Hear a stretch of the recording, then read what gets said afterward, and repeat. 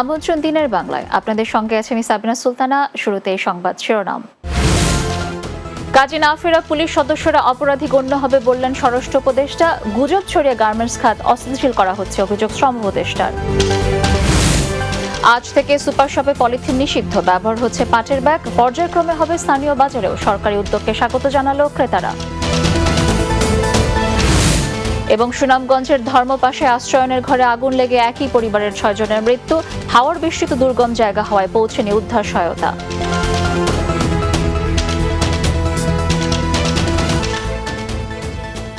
শুনছিলেন শিরোনাম, এবারে বিস্তারিত। ফিলিস্তিন রাষ্ট্র ও সেখানকার জনগণের প্রতি বাংলাদেশের সমর্থন অব্যাহত থাকবে বলে জানিয়েছেন প্রধান উপদেষ্টা অধ্যাপক ডক্টর মোহাম্মদ ইউনূস। মঙ্গলবার সকালে রাষ্ট্রীয় অতিথি ভবন যমুনায় ঢাকায় নিযুক্ত ফিলিস্তিনের রাষ্ট্রদূত ইউসুফ এস ওয়াই রামাদান প্রধান উপদেষ্টার সঙ্গে সাক্ষাতে গেলে তিনি এ সমর্থন পুনর্ব্যক্ত করেন। এ সময় প্রধান উপদেষ্টা বলেন, বাংলাদেশ ফিলিস্তিনি জনগণের সমর্থন অব্যাহত রাখবে এবং তিনি আশা করেন যে তারা তাদের কাঙ্ক্ষিত স্বাধীন রাষ্ট্র পাবে। ফিলিস্তিনি রাষ্ট্রদূত ইউসুফ রামাদান জাতিসংঘে ডক্টর মোহাম্মদ ইউনূসের বক্তব্যের প্রশংসা করে বলেন, তার এই বক্তব্য সময়োপযোগী এবং ফিলিস্তিন ইস্যুতে একটি অত্যন্ত প্রয়োজনীয় স্পটলাইট তৈরি করেছে।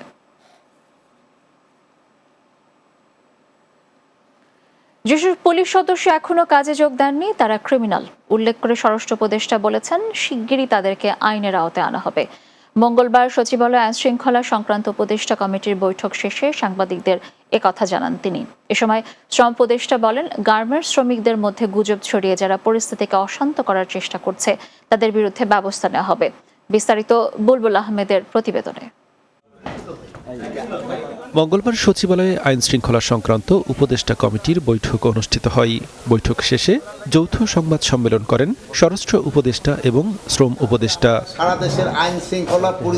স্বরাষ্ট্র উপদেষ্টা অবসরপ্রাপ্ত লেফটেন্যান্ট জেনারেল মোহাম্মদ জাহাঙ্গীর আলম চৌধুরী বলেন, পুলিশের যে সকল সদস্য এখনও কাজে যোগদান করেননি তাদেরকে আইনের আওতায় আনা হবে। এছাড়া আসন্ন শারদীয় দুর্গাপূজা নির্বিঘ্ন করতে নিরাপত্তা ব্যবস্থা জোরদার করা হচ্ছে বলেও জানান স্বরাষ্ট্র উপদেষ্টা।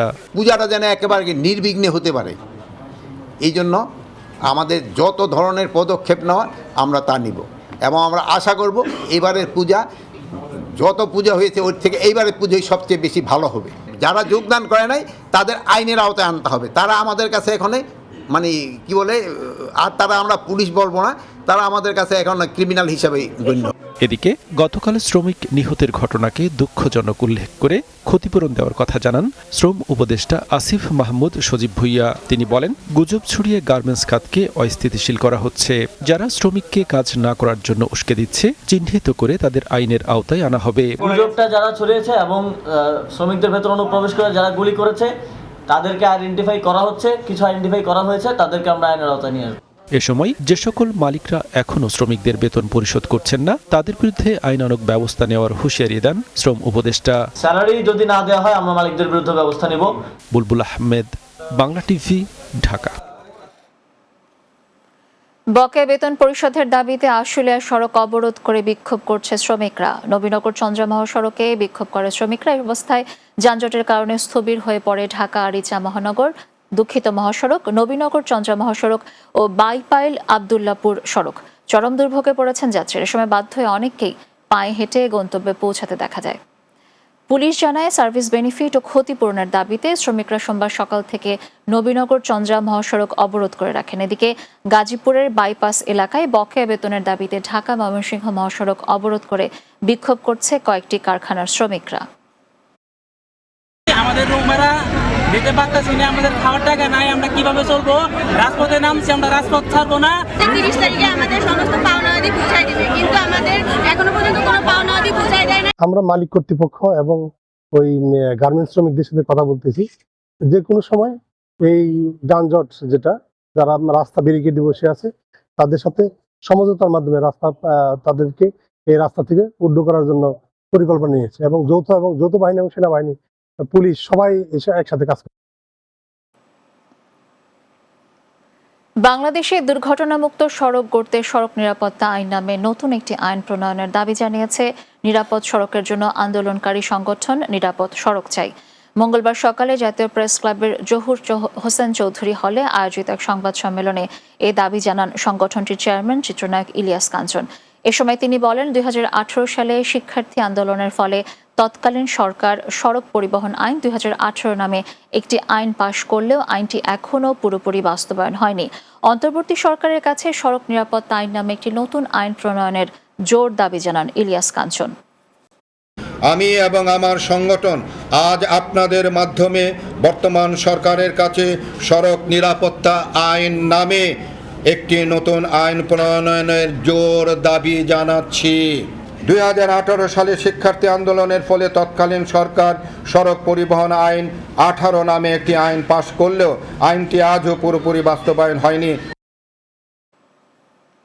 আজ থেকে সুপার শপের পলিথিন ব্যাগ নিষিদ্ধ হলো, এর পরিবর্তে ব্যবহৃত হবে পাট ও কাপড়ের ব্যাগ। এ বিষয়ে উদ্বুদ্ধকরণ অনুষ্ঠানে যোগ দিয়ে বস্ত্র ও পাট উপদেষ্টা ডক্টর এম শাখাওয়াত হোসেন বলেন, পলিথিনের ব্যবহার বন্ধের সিদ্ধান্ত একটি যুগান্তকারী উদ্যোগ। এ নিয়ে সাধারণ ক্রেতারা মিশ্র প্রতিক্রিয়া ব্যক্ত করেছেন। বিস্তারিত প্রান্ত পারভেজের প্রতিবেদনে। পলিথিন ব্যাগ নিষিদ্ধকরণে সরকারের সিদ্ধান্ত বাস্তবায়নের প্রথম ধাপে মঙ্গলবার রাজধানীর গুলশানের একটি সুপার শপে পলিথিনের পরিবর্তে পাট ও কাপড়ের ব্যাগ ব্যবহারে ক্রেতাদের উদ্বুদ্ধকরণ কর্মসূচি অনুষ্ঠিত হয়। এ বিষয়ে বস্ত্র ও পাট মন্ত্রণালয়ের উপদেষ্টা ডক্টর এম শাখাওয়াত হোসেন বলেন, অপচনশীল পলিথিন ব্যাগ পরিবেশ ধ্বংসের পাশাপাশি ড্রেনে জমে জলাবদ্ধতা তৈরি করে, তাই এর ব্যবহার থেকে সরে আসতে হবে। ঢাকা শহরে যতগুলো সোয়ারেজ লাইন, যত লাইন, এর ভিতরে পরিষ্কার করতে গেলে শুধু প্লাস্টিকের ব্যাগ বের হয়, এবং যেই কারণে সামান্য কিছু বৃষ্টি হলে ঢাকা শহর তলিয়ে যায়। প্লাস্টিক ব্যাগগুলো বর্জনের একটা আন্দোলন শুরু হয়েছে, যেহেতু পরিবেশকে ভালো রাখতে হবে, জলবায়ুকে পরিষ্কার রাখতে হবে।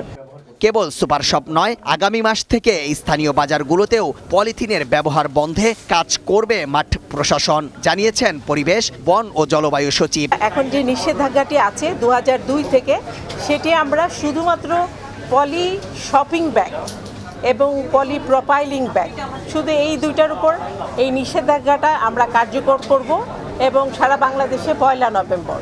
পলিথিনের পরিবর্তে পাটের ব্যাগ ব্যবহারকে ক্রেতারা স্বাগত জানিয়েছেন। আনন্দের সাথে এটা গ্রহণ করতেছি, কারণ পলিথিনটা পরিবেশ বান্ধব না, পরিবেশের মারাত্মকভাবে ক্ষতি করে। পাটের যে ব্যাগগুলো ব্যবহার করা হচ্ছে, এটাকে আমি স্বাগতম জানাই। পলিথিন থেকে পাটের ব্যাগ বা পাট জাতীয় যেসব উৎপাদন জিনিস, এগুলি ব্যবহার করা আমাদের খুব দরকার। এখন যেহেতু পাটের ব্যাগ আনা হচ্ছে, তো কাস্টমারও ফিডব্যাক ভালো দিচ্ছে। বিভিন্ন সুপার শপ ঘুরে দেখা যায় পলিথিন ব্যাগের পরিবর্তে পাট, কাগজ ও কাপড়ের ব্যাগে পণ্য দেওয়া শুরু হয়েছে। প্রান্ত পারভেজ, বাংলা টিভি, ঢাকা। সুনামগঞ্জের ধর্মপাশায় আশ্রয়ণ প্রকল্পের ঘরে আগুন লেগে একই পরিবারের 6 জনের মৃত্যু হয়েছে। গত মধ্যরাতে উপজেলার জয়শ্রী ইউনিয়নের সরকারি আশ্রয়কেন্দ্রে এই অগ্নিকাণ্ডের ঘটনা ঘটে। রাত 12:30টায় ধোঁয়া ও আগুন দেখে আশপাশের লোকজন গিয়ে ভেতর থেকে দরজা জানালা বন্ধ দেখতে পায়। কিছুক্ষণের মধ্যেই ভস্মীভূত হয় ঘরটি। এতে ভেতরেই অগ্নিদগ্ধ হয়ে মারা যান ওই পরিবারের 4 শিশুসহ 6 জন। নিহতরা হলেন এমারুল, তার স্ত্রী পলি আক্তার এবং তাদের সন্তান পলাশ, ফরহাদ, ফাতেমা ও ওমর ফারুক। হাওরের মধ্যবর্তী দুর্গম জায়গায় আশ্রয়ণ প্রকল্পটি 34টি ঘর ছিল। তিস্তায় পানি বর্তমানে বিপদসীমার নিচে নামায় লালমনিরহাটে বন্যা পরিস্থিতির কিছুটা উন্নতি হয়েছে। মঙ্গলবার সকাল থেকে তিস্তা ডালিয়া ব্যারেজ পয়েন্টে পানি বিপদসীমার 52 সেন্টিমিটার নিচ দিয়ে প্রবাহিত হচ্ছে। এতে করে পানি নামতে শুরু করেছে বাড়িঘর থেকে, ফসলি জমি থেকেও পানি নামছে। এদিকে পানি কমতে থাকায় তিস্তা নদীর বিভিন্ন এলাকায় দেখা দিয়েছে নদী ভাঙন। রাজপুর, খুনিয়াগাছ, গোকুন্ডা, হরিণচড়া সহ কয়েকটি পয়েন্টে ভাঙন দেখা দিয়েছে। ভাঙনে বিলীন হচ্ছে আবাদি জমি সহ বসত ভিটা সহ বিভিন্ন স্থাপনা। পানি উন্নয়ন বোর্ড জিও ব্যাগ ফেলে ভাঙন রোধের চেষ্টা করছে।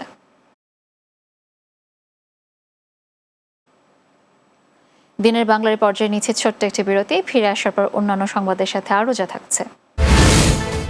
চট্টগ্রাম সিটি নির্বাচনে কারচুপির মামলায় মেয়র রেজাউল করিম অবৈধ, ডাক্তার সাদাত হোসেনকে মেয়র ঘোষণা, আদালতের 10 দিনের মধ্যে গেজেটের নির্দেশ।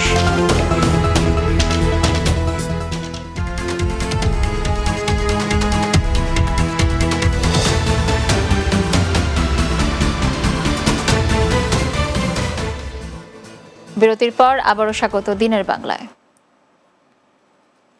বাংলাদেশ ফেডারেল সাংবাদিক ইউনিয়নের সভাপতি প্রয়াত রুহুল আমিন গাজীর স্মরণে নাগরিক শোকসভা অনুষ্ঠিত হয়েছে।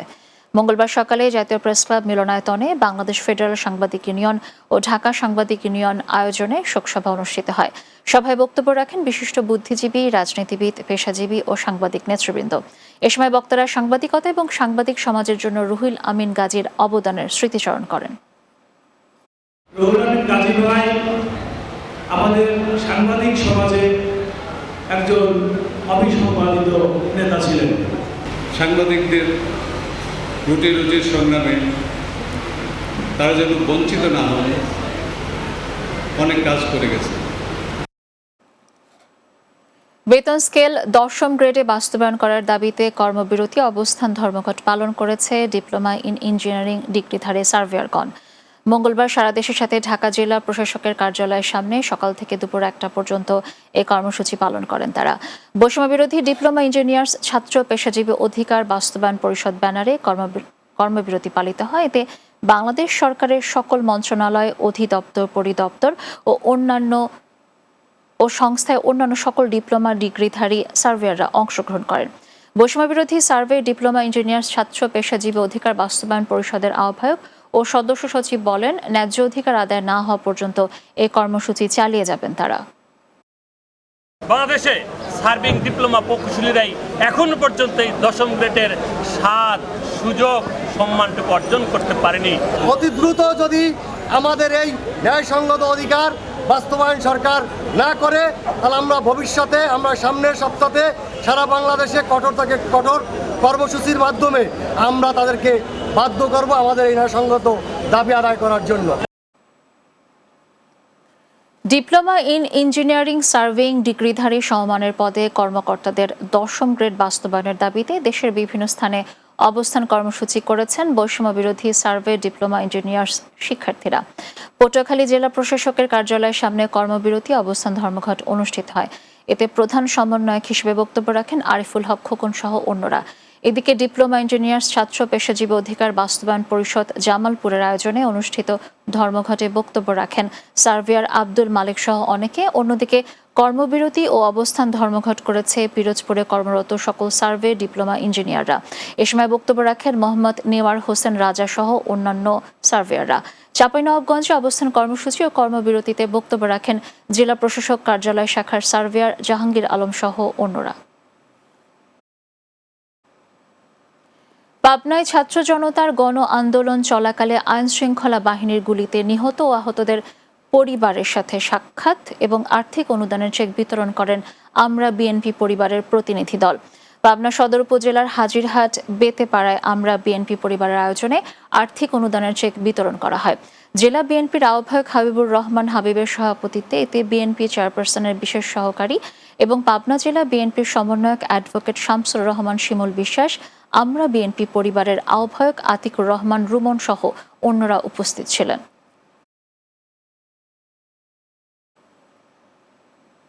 রাজবাড়ী সদর উপজেলায় পুকুরে মাছ চাষ করে সফল হয়েছেন এক তরুণ উদ্যোক্তা, আর এতে ভাগ্য বদলেছে তার। একসময় পেটের দায়ে রিকশা চালানো এই উদ্যোক্তা এখন সমাজের সফল মুখ। জনগণের ভোটে তিনি এখন নির্বাচিত ইউপি সদস্য। তার সফলতায় মাছ চাষে উদ্বুদ্ধ হচ্ছেন স্থানীয় চাষিরা।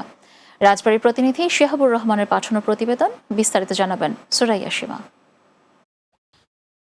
রাজবাড়ী সদর উপজেলার বাণীবাহ ইউনিয়নের লক্ষ্মীনারায়ণপুর গ্রামের বাসিন্দা কামরুল ইসলাম সাহেব বাড়ির পাশে 4 একরের বিশাল পুকুরে চাষ করেছেন নানা প্রজাতির মাছ। মাছের খাবার দেয়া থেকে শুরু করে জেলেদের সাথে পুকুরে নেমে মাছ ধরা এবং দাঁড়িপাল্লায় মাপা সবই করেন নিজ হাতে। দেখে বোঝার উপায় নেই তিনি পুকুরের মালিক না কর্মচারী। তার এই এক পুকুরে রয়েছে অর্ধ কোটি টাকার মাছ। 8 বছর আগে মৎস্য চাষ শুরু করা সাহেব এখন 10টি পুকুরের মালিক। আজ 8 বছর মাছের ব্যবসা করে স্বাবলম্বী হয়েছি। যদি কোনো যুবক ভাই পুষ্করে রেখে এবং আমার মতো মাছ চাষ করে তাই তারাও স্বাবলম্বী হবে, এটা আমি আশাবাদ রাখি। মাছ চাষ করে ছেলে মেয়েদের ভাগ্য পরিবর্তন হয়, পরে আলহামদুলিল্লাহ এখন আমরা অনেক ভালো। তিনি এখন অনেকের কাছে অনুপ্রেরণা। স্থানীয় জেলেরাও উৎসাহিত হচ্ছেন তাকে দেখে। আমরা মাঝে মধ্যে দেখতে আসি, লোকজনও দেখতে আসে কীভাবে মাছ চাষ করে। ওর কাছে আবার এই 300 কেজি মাছ নিয়ে গেল সেই পাংশাতে একটা লোক এসে সাহেবের কাছ থেকে, সে এই মাছ তার পুকুরে চাষ করে সে বড় করবে। কামরুল ইসলাম একজন উদ্যোক্তা এবং সফল মৎস্যচাষী। 2025 সালে জাতীয় মৎস্য পুরস্কারের জন্য তার নাম প্রস্তাবনা করা হবে বলে জানান ভারপ্রাপ্ত জেলা মৎস্য কর্মকর্তা। আমাদের যারা মৎস্য চাষী উদ্যোক্তা আছে তাদেরকে অনুরোধ জানাবো আমাদের কামরুল ইসলাম সাহেবের মাছ চাষ দেখে যেন ওনারা নিজেদেরকে ভালো মৎস্য চাষী হিসেবে গড়ে তুলতে পারেন। পরিশ্রম ও অদম্য ইচ্ছা আর দৃঢ় মনোবল থাকলে জীবনে নিঃস্ব থেকে সফল হওয়া যায়, তার অনন্য উদাহরণ কামরুল ইসলাম সাহেব। Desk report, Bangla TV. 12 bench একত্রে বিচার বিভাগ, ন্যায় বিচার প্রতিষ্ঠায় একে অন্যের পরিপূরক, প্রতিপক্ষ নয় বলে জানিয়েছেন প্রধান বিচারপতি ডক্টর সৈয়দ রেফাত আহমেদ। সোমবার রাতে বরিশাল নগরীর শহীদ আব্দুর রব সেরনিয়াবাদ আইনজীবী এনেক্স ভবন মিলনায়তনে এক সংবর্ধনা অনুষ্ঠানের প্রধান অতিথির বক্তব্যে এসব কথা বলেন প্রধান বিচারপতি ডক্টর সৈয়দ রেফাত আহমেদ।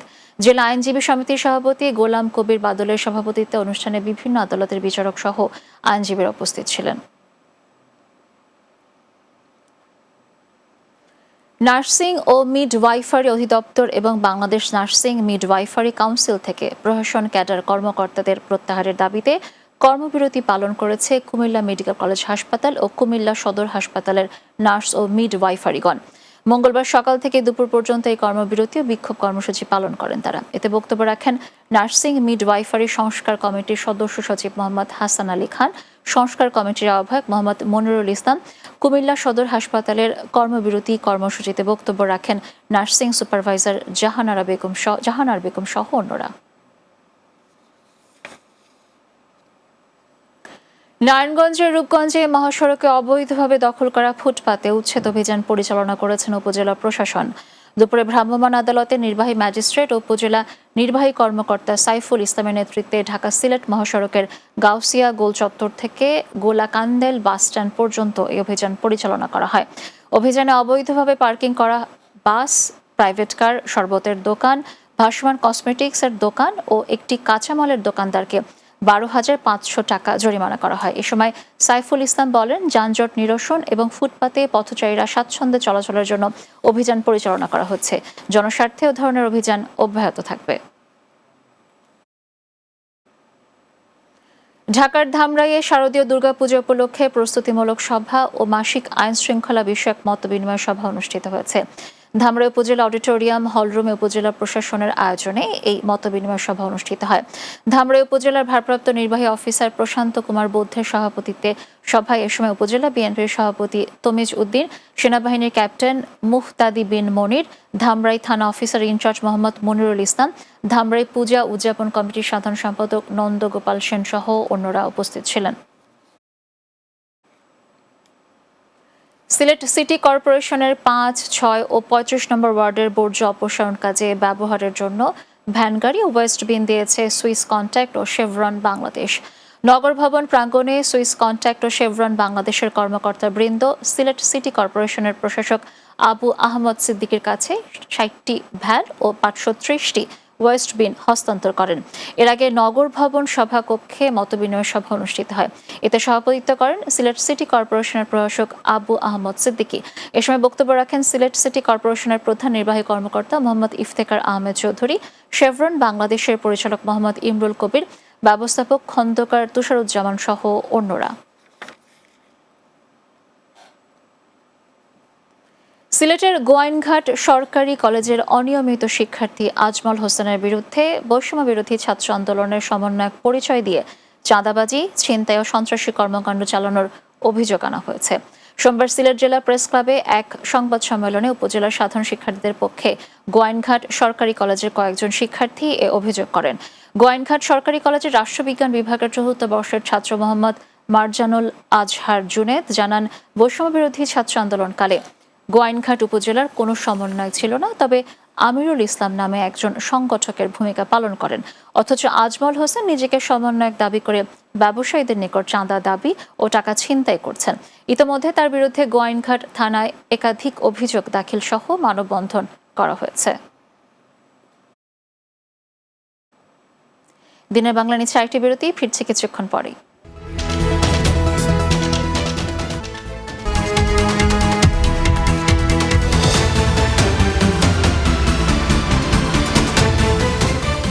আপনারা দেখছেন দিনের বাংলা। স্বাগত আরো একবার।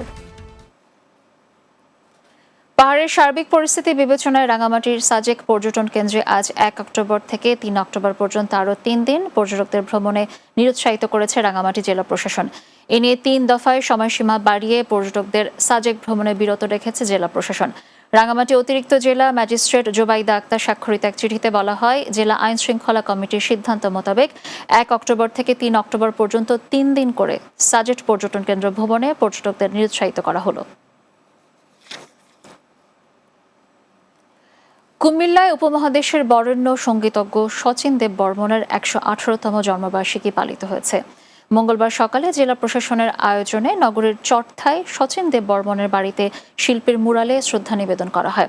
শুরুতে জেলা প্রশাসনের পক্ষ থেকে শ্রদ্ধা নিবেদন করেন জেলা প্রশাসক মোহাম্মদ আমিরুল কায়সার। পরে জেলা শিল্পকলা একাডেমি, জেলা কালচারাল কমপ্লেক্স, জাসাস কুমিল্লা, বাংলা সংস্কৃতি বলয়, কুমিল্লা জেলা স্কুল সহ বিভিন্ন সামাজিক সাংস্কৃতিক সংগঠন শিল্পীরা শ্রদ্ধা নিবেদন করেন। মৌলভীবাজারের বড়লেখা থানার নবাগত অফিসার ইনচার্জ আব্দুল কাইয়ুমের সাথে বাংলাদেশ মফস্বল সাংবাদিক সোসাইটি বড়লেখা উপজেলা শাখা সাংবাদিকদের মতবিনিময় সভা অনুষ্ঠিত হয়েছে। এ সময় নবাগত অফিসার আইন শৃঙ্খলা সহ সার্বিক উন্নয়নে সাংবাদিকদের সহযোগিতা চান।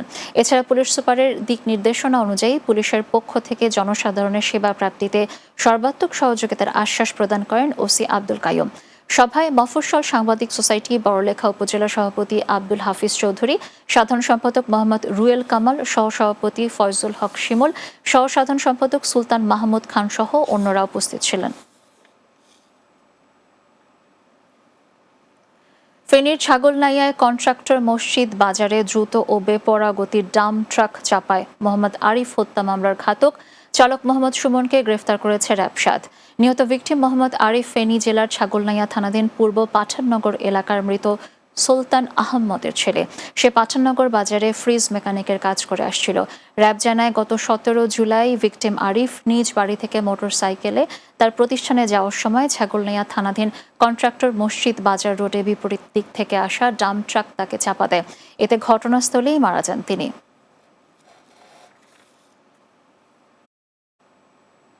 এবার জানবো চট্টগ্রাম সংবাদ।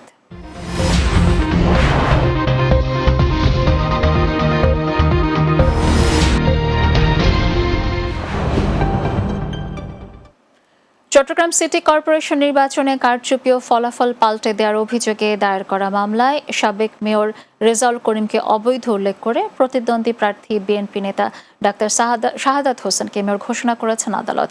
একই সাথে আগামী 10 দিনের মধ্যে তাকে মেয়রের দায়িত্ব অর্পণ করতে নির্বাচন কমিশন সচিবকে নির্দেশ দেওয়া হয়েছে। মঙ্গলবার চট্টগ্রামে যুগ্ম জেলা ও দায়রা জজ খায়রুল আমিনের আদালত এই রায় ঘোষণা করেন। রায় সন্তোষ প্রকাশ করে শাহাদাত হোসেন বলেন, তাকে জালিয়াতি করে হারানো হয়েছিল।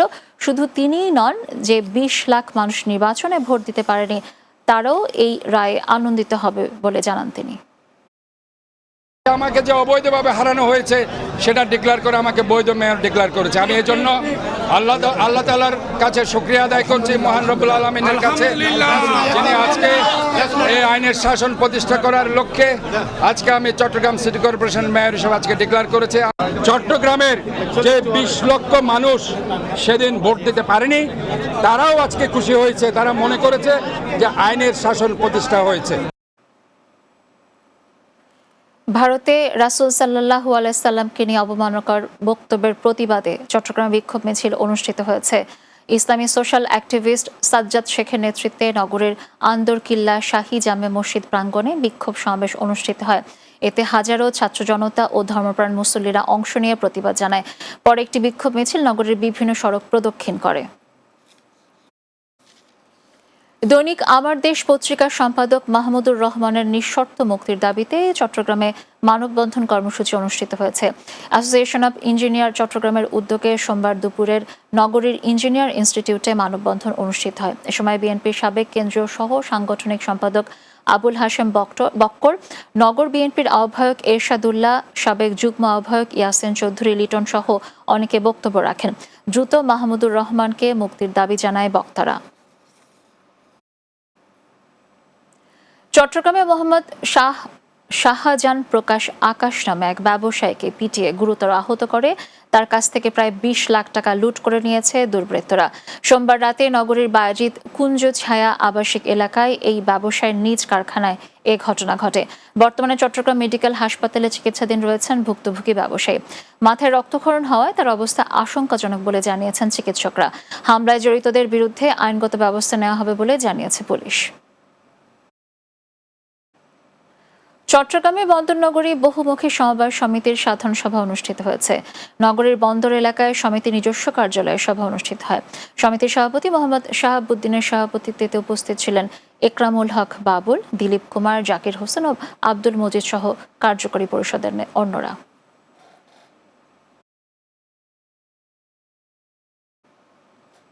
শেষ করব দিনের বাংলা, তবে যাওয়ার আগে সংবাদ শিরোনামগুলো জানিয়ে দিচ্ছি আরও একবার। কাজে না ফেরা পুলিশ সদস্যরা অপরাধী গণ্য হবে বললেন স্বরাষ্ট্র উপদেষ্টা। গুজব ছড়িয়ে গার্মেন্টস খাত অস্থিতিশীল করা হচ্ছে, অভিযোগ শ্রম উপদেষ্টা। আজ থেকে সুপার শপে পলিথিন নিষিদ্ধ, ব্যবহার হচ্ছে পাটের ব্যাগ, পর্যায়ক্রমে হবে স্থানীয় বাজারেও। সরকারি উদ্যোগকে স্বাগত জানালো ক্রেতারা। সুনামগঞ্জের ধর্মপাশে আশ্রয়নের ঘরে আগুন লেগে একই পরিবারের ৬ জনের মৃত্যু। হাওর বৃষ্টিতে দুর্গম জায়গা হওয়ায় পৌঁছেনি উদ্ধার সহায়তা। এবং চট্টগ্রাম সিটি নির্বাচনে কারচুপির মামলায় মেয়র রেজাল্ট কর্মী অবৈধ ডাক্তার শাহাদাত হোসেনকে মেয়র ঘোষণা, আদালতের 10 দিনের মধ্যে গেজেটের নির্দেশ।